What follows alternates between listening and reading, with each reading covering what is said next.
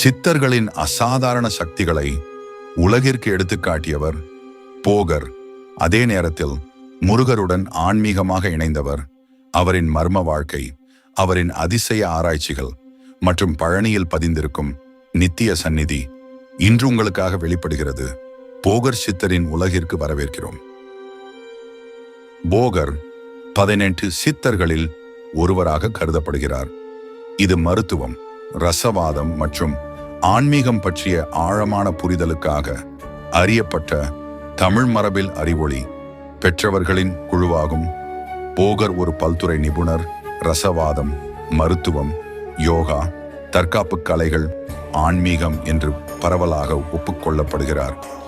போகர் தனது வாழ்க்கையை ஆன்மீக பயிற்சிகள் மற்றும் தியானத்திற்காக அர்ப்பணித்தார். அவர் ஆயிரக்கணக்கான ஆண்டுகளுக்கு முன்பு வாழ்ந்த ஒரு துறவி. போகர் சித்தர் தமிழ்நாட்டின் வைகாவூரில் பிறந்ததாக நம்பப்படுகிறது. அவர் கிறிஸ்துவுக்கு முன் 3000 வாழ்ந்தார். தமிழ் இலக்கியத்தில் அவர் 16ஆம் நூற்றாண்டில் பழனி திருத்தலத்தில் வாழ்ந்ததாகவும் கூறப்படுகிறது. திருமூலரால் அவர் சத்தியத்தை காண்பவர் என்று புகழப்பட்டார். போகர் சித்த மருத்துவத்திலும் ஞான நிலையை அடையச் செய்யும் யோக கலைகளிலும் ரசவாதம் சார்ந்த துறைகளிலும் சிறந்து விளங்கியது. அவர் தமிழிலும் சீன மொழியிலும் இயற்றியுள்ள எழுத்துப்பதிவுகளின் வாயிலாகவும் இவரை பற்றி பதிவு செய்யப்பட்டுள்ளன. போகர் சீன தேசத்தில் போயாங்வேய் என்ற பெயரில் அறியப்படுகிறார். இவர் கிழக்கு ஹான் ஆட்சி காலத்தில் வாழ்ந்ததற்கான ஆதாரங்கள் கிடைக்கப் பெறுகின்றன. சீனாவின் கிழக்கு ஆட்சி காலத்தில் வாழ்ந்த சீன அறிஞரும் எழுத்தாளருமாகிய ஜி ஹாங் என்பவர் இயற்றியுள்ள ஷென்ஷியான்ஜுவான் தமிழ் தெய்வங்கள் மற்றும் இரவா நிலை எய்தியவர்களின் வாழ்க்கை வரலாறு, ஆங்கிலம் ஷெங்ஷியன்ஜுவான் பயோகிராஃபிஸ் ஆஃப் த டெய்டீஸ் அண்ட் இமார்டல்ஸ் என்னும் நூலில் போகரினுடைய வாழ்க்கை வரலாற்றை பதிவு செய்திருக்கிறார்.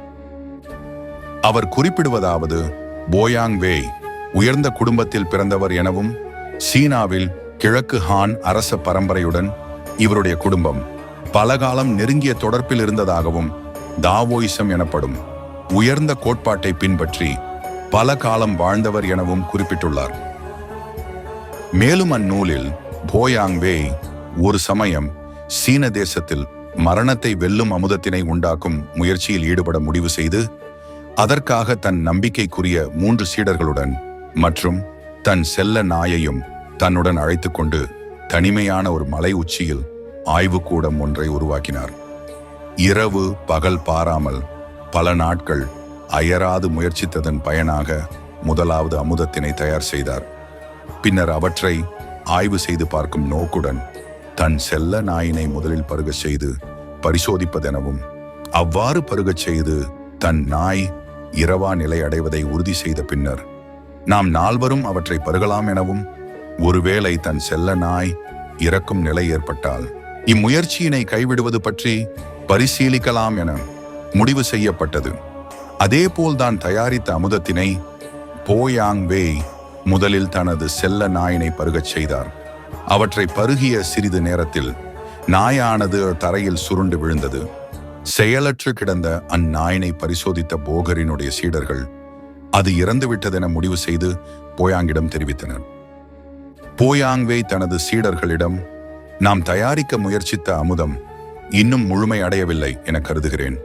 இவற்றை உண்டால் அந்நாய்க்கு ஏற்பட்ட நிலையே நமக்கும் ஏற்படும் எனவும், இது நமது உயர்ந்த நோக்கமான அமரத்துவம் எய்தும் நிலைக்கு எதிராக அமைந்துவிடக்கூடுமோ என அச்சப்படுவதாக தெரிவித்தார். தனது சீடர்களிடம் ஆலோசனை கேட்க அவர்கள் போயாங்கிடம், தாங்களால் இந்த அமுதத்தினை பருக முடியுமா என்ற கேள்வியை எழுப்பினர். அதற்கு போகர், நான் இந்த உலகின் நன்மைக்காக தன் தோளினை பயன்படுத்த என்றோ முடிவு செய்துவிட்டேன். அதற்காக என் உயிர் இந்த மலை உச்சியில்தான் பிரிய வேண்டும் என்றிருந்தால் என் குடும்பத்தை இழக்கவும் தயாராக இருக்கிறேன். நான் போற்றும் தாவோயிசத்திற்காக என்னால் எதுவும் செய்ய முடியாமல் போனால் அது எனக்கு மிகுந்த அவமானம். இந்த அமுதத்தினை பருகுவதால் என் உயிர் இந்த உடலை விட்டு பிரியுமாயின் அதை ஏற்கவும் தயாராக இருக்கிறேன் என்று கூறிவிட்டு அந்த அமுதத்தினை பருகினார். பருகிய சிறிது நேரத்தில் போகர் மயங்கி விழ அவரை பரிசோதித்த 3 சீடர்களும் அவர் இறந்துவிட்டதாக முடிவு செய்து தங்களுக்குள் பரபரப்புடன் விவாதித்துக் கொண்டனர். அதில் ஒரு சீடர், இந்த அமுதத்தினை தயாரித்ததன் நோக்கம் மரணமில்லா அமரத்துவ நிலையை எய்துவதே அன்றி இறப்பதற்கன்று. ஆனால் இவற்றை பருகினால் உடனே இறந்து போவோம். இது மிகுந்த முரணாக அல்லவா உள்ளது என்று வினவ, மற்றொரு சீடர், நமது குருநாதர் சாதாரணமான மனிதர் அல்ல. அவர் செயல் ஒவ்வொன்றிற்கும் பல அர்த்தம் இருக்கும். அவருடன் பழகிய இத்தனை காலம் நான் அவரை பற்றி புரிந்து கொண்டதன் அடிப்படையில் அவர் இதை நிச்சயமாக ஒரு உயர்ந்த நோக்கத்திற்காகவே செய்திருப்பார் என்று கூறிவிட்டு அந்த அமுதத்தினை அச்சீடரும் பருகி மயக்கமுற்றார். இதை கண்ட மற்ற 2 சீடர்களும் அதிர்ச்சியுற்று, இனியும் இந்த அமுதத்தினை பருகுவதால் நம் உயிருக்கும் ஆபத்து என்று முடிவு செய்து போகருக்கும் சக சீடருக்கும் இறுதி சடங்கு செய்வதற்காக மலையினின்று கீழிறங்கி சென்ற சமயம் போகர் விழிப்புற்று தான் வைத்திருந்த அமுதத்தினை மயங்கி கிடந்த தனது சீடருக்கும் தனது செல்ல நாய்க்கும் கொடுத்து மீண்டும் உயிர் பெற செய்தது மட்டுமல்லாமல் அழிவில்லா பெருவாழ்வு என்னும் உயர்ந்த நிலையை அடையச் செய்தார்.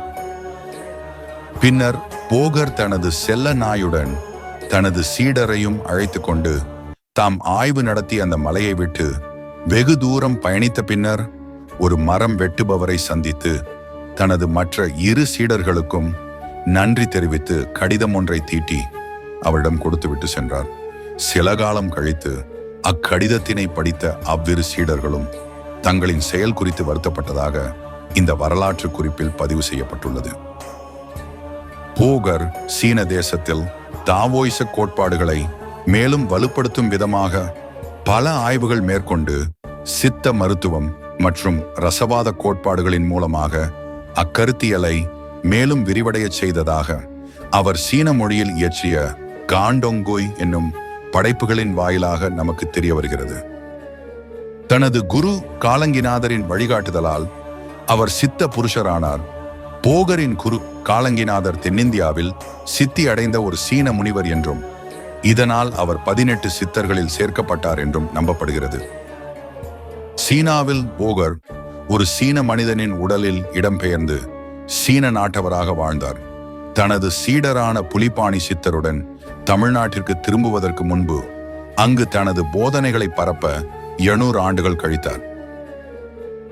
பிரபஞ்சம் மற்றும் மனித உடலின் மர்மங்களை புரிந்து கொள்ள முயன்ற போகரின் ஆன்மீக பயணம் தீவிர தியானம் மற்றும் கடுமையான துறவற பயிற்சிகளை உள்ளடக்கியது. போகர் 4 நிலைகளில் குண்டலினி யோகாவை பயிற்சி செய்தார். வரவிருக்கும் இருள் சூழ்ந்த காலகட்டத்தில் மனித குலம் ஆன்மீக ரீதியாக முன்னேற மிகவும் பயனுள்ள வழி பக்தி யோகா என்று அவர் நம்பினார். போகர் அடிப்படை உலோகங்களை தங்கமாக மாற்றும் மற்றும் அழியாத அமுதங்களை உருவாக்கும் பண்டைய நடைமுறைக்கு பெயர் பெற்றவர். அவர் மருத்துவம் மற்றும் ரசவாதத்திற்கு குறிப்பிடத்தக்க பங்களிப்புகளை செய்தார். அவரது புகழ்பெற்ற புத்தகமான போகர் 7 ஆயன், போகர் சப்த காண்டம் மூலிகைகள், தாதுக்கள் மற்றும் மருத்துவ தயாரிப்புகள் பற்றிய நூல்களின் விரிவான தொகுப்பாகும். இதைத் தொடர்ந்து கொங்கணவர், கருவூரார், இடைக்காடர், கமலாமுனி, சட்டமுனி மற்றும் மச்சமுனி ஆகியோர் போகர் சித்தரின் சீடர்களாக மாறி காயகல்பம் மற்றும் யோகாவின் அறிவியல்களை படிக்க அவருடன் இணைந்தனர். போகர் இறுதியில் தனது கற்பித்தல் பணியை புலிபாணி சித்தரிடம் ஒப்படைத்தார். போகரின் பங்களிப்புகளில் யோகா, காயகல்பம், மருத்துவம், இயற்கை அறிவியல், தத்துவம் மற்றும் பல உள்ளன. போகரின் மிகவும் பிரபலமான பங்களிப்புகளில் ஒன்று பழனி முருகனின் சிலையை உருவாக்கியது. தமிழ் பண்டைய இலக்கியங்களின்படி போகர் 2 முருகன் சிலைகளை வடிவமைத்ததாக கூறப்படுகிறது. முருகன் சிலை நவபாஷாணம் என்று அழைக்கப்படும் 9 மருத்துவ மூலிகைகளின் தனித்துவமான கலவையிலிருந்து தயாரிக்கப்படுகிறது. இந்த சிலை சக்தி வாய்ந்த குணப்படுத்தும் பண்புகளை கொண்டதாக நம்பப்படுகிறது. பழனி முருகன் சிலை ஒரு மத அடையாளமாக மட்டுமல்லாமல் போகரின் ரசவாத மேதைமைக்கு சான்றாகவும் செயல்படுகிறது. நவபாஷாண சிலை நேர்மறை ஆற்றலை வெளியிடுவதாகவும் பல்வேறு நோய்களை குணப்படுத்தும் சக்தியை கொண்டிருப்பதாகவும் கூறப்படுகிறது. புராணத்தின்படி போகர் பல வருட பரிசோதனை மூலம் முழுமையாக்கிய ஒரு இரகசிய சூத்திரத்தை பயன்படுத்தி சிலையை மிக நுணுக்கமாக வடிவமைத்தார். செங்கோட்டு வேலவன் என்று அழைக்கப்படும் திருச்செங்கோட்டில் அமைந்துள்ள நவபாஷாணம் இல்லாமல் மற்றொரு முருகன் சிலை வடிவமைக்கப்பட்டுள்ளது. தமிழ்நாட்டின் கொடைக்கானலில் உள்ள பூம்பாறையில் முருகனுக்காக குழந்தை வேலப்பர் கோயிலையும் அவர் நிறுவினார். போகர் மேருமலையில் சுற்றி வந்து கொண்டிருந்த போது 9 சித்தர்கள் ஐக்கியமாகி இருந்த இடம் கண்ணில் பட்டது. அவர் மனதில் ஏதோ தோன்ற அந்த சமாதிகளின் முன்பு அன்ன ஆகாரமின்றி அமர்ந்து மனதை ஒருநிலைப்படுத்தி தவம் இருந்தார்.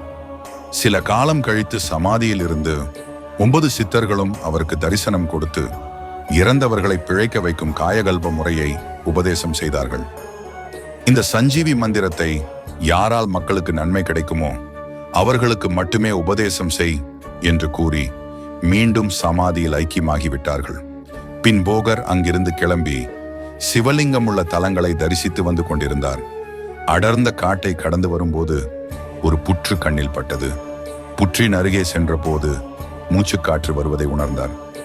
புற்றின் முன்னே ஏன் எதற்கு என்று அறியாமலேயே மனத்தின் கட்டளைப்படி தியானத்தில் அமர்ந்தார். பல நாட்கள் தியான நிலையிலேயே அமர்ந்திருந்தார். ஒரு நாள் காலை பொழுதில் புற்றை உடைத்துக் கொண்டு ஒரு முனிவர் வந்து போகரின் தியானத்தை கலைத்தார். கண்களை கூசச் செய்யும் பிரகாசமான முகத்தை உடைய அந்த முனிவரை பார்த்ததும் போகர் வணங்கினார்.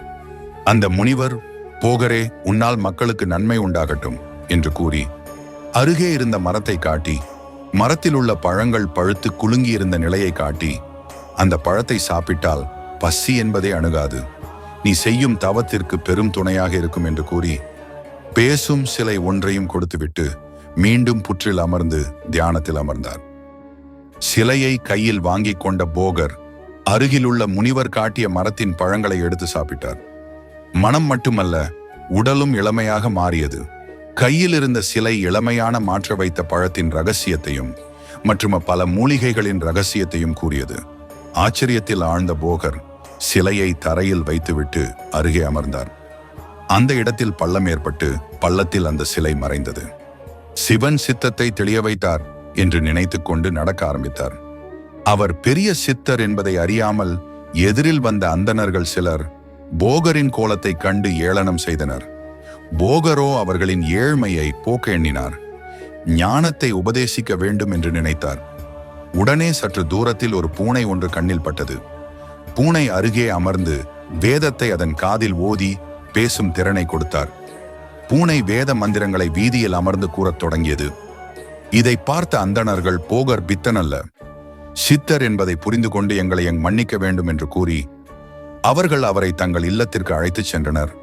அவருக்கு அன்னமிட்டு மகிழ்வித்தனர். மனதில் சந்தோஷத்துடன் அவர்கள் வீடுகளில் இருந்த உலோகப் பொருட்களை ரசவாதத்தினால் தங்கமாக மாற்றினார். அந்தணர்கள் சித்தரின் திறன் கண்டு அதிசயத்தினர். வேதங்களை உபதேசித்து எல்லோரையும் மேன்மையுறச் செய்தார். பழனி மலையில் தவம் செய்யும் போது முருகப்பெருமான் அவருக்கு காட்சி கொடுத்து, என்னை விக்கிரகமாக செய்து இந்த இடத்தில் பிரதிஷ்டை செய் என்று கூறி மறைந்தார். அதன்படி நவபாஷாணம் என்ற 9 வித மூலிகை கலவையால் முருகனின் மூல விக்கிரகத்தை பிரதிஷ்டை செய்தார். 6 ஆதாரங்களில் முக்கியமான ஆக்ஞா எனப்படும் புருவமத்திக்கும் உச்சந்தலைக்கும் மத்தியில் குடிகொண்டிருக்கும் மனோன்மணியின் அனுக்கிரகத்தாலே 9 வகையான பாஷாணங்களாகிய கௌரி பாஷாணம், ஆர்சனிக் பென்டசல்ஃபைடு, கெந்தக பாஷாணம், சல்ஃபர், சீலை பாஷாணம், ஆர்சனிக் டிசல்ஃபைடு, வீர பாஷாணம், மெர்க்யூரி குளோரைடு, கச்சால பாஷாணம், வெள்ளை பாஷாணம், ஆர்சனிக் ட்ரை ஆக்சைடு, தொட்டி பாஷாணம், சூத பாஷாணம், மெர்க்யூரி சங்கு பாஷாணம், இவைகளை பல செய்முறைகளுக்கு உட்படுத்தி அவற்றை சுத்திகரித்து பழனி தண்டாயுதபாணி விக்கிரகம் வடிவமைக்கப்பட்டதாக போகரி பாடலில் கூறியிருக்கிறார். இன்றளவும் இதன் செய்முறை புதிராகவும் நவீன அறிவியலுக்கு சவால் விடும் விதமாக அமைந்திருப்பதால் தண்டாயுதபாணி சிலை என்பது ஆச்சரியமாக கருதப்படுகிறது.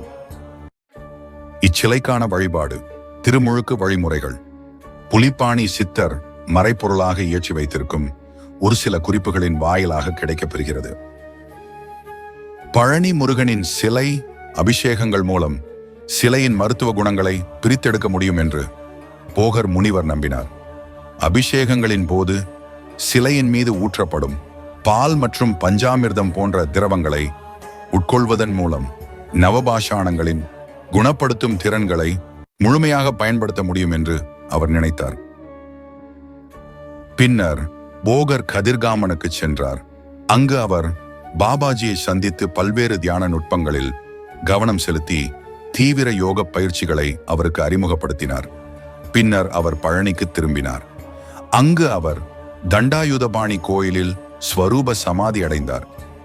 அந்த இடத்தில் புவனேஸ்வரி அம்மன் உருவமும் மரகத சிவலிங்கமும் உள்ளன.